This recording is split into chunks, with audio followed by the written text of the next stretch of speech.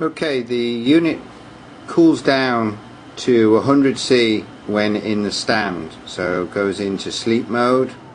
You see the three hashes. When you lift out, immediately it will go to the set temperature. You see it's rising very, very fast. This is 300-degree air temperature coming out of the nozzle here. So with 305 to change the temperature, we press and we can do individual, or we can press and hold, and then the unit will go up. Maximum temperature is 450. Then the airflow is on the bar here. So this is going up to the set temperature of 450. This is the airflow. So this is liters of air per minute that we're seeing. And you hold it in, you can go up to 6.5 liters at 450. And a range of different nozzles, different sizes, from 1mm to 4mm aperture size on the nozzle. Put it in the stand and it will go down to the sleep mode. The unit's very quiet,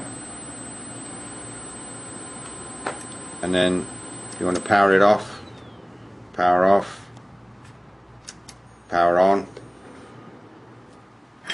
operate the tool.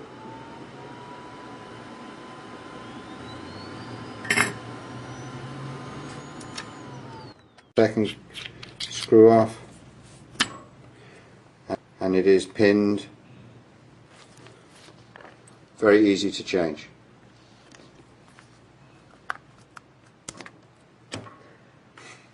Let's do that.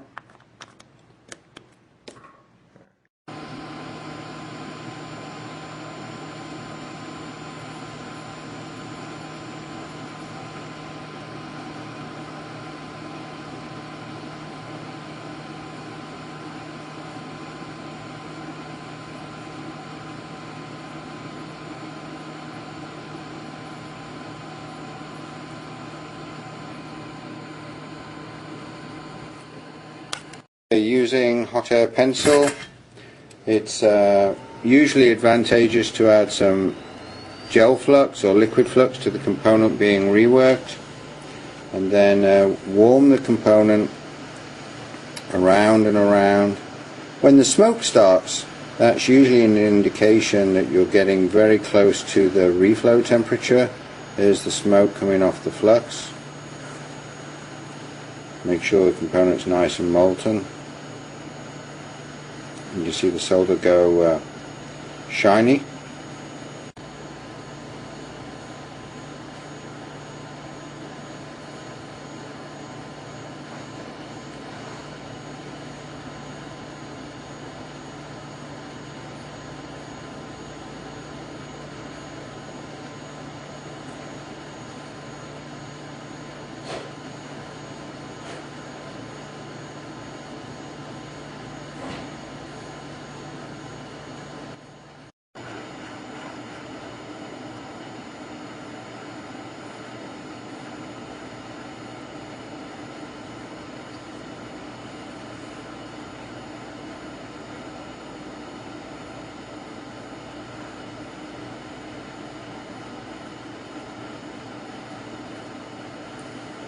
Generally this takes about 30 seconds to warm the component, get the component into reflow. You don't want to reflow it too fast, as if you put it back too fast you can thermally shock it.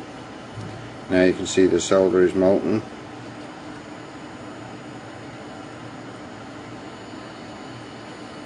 Level the pads off, so then it's easy to put a new component back.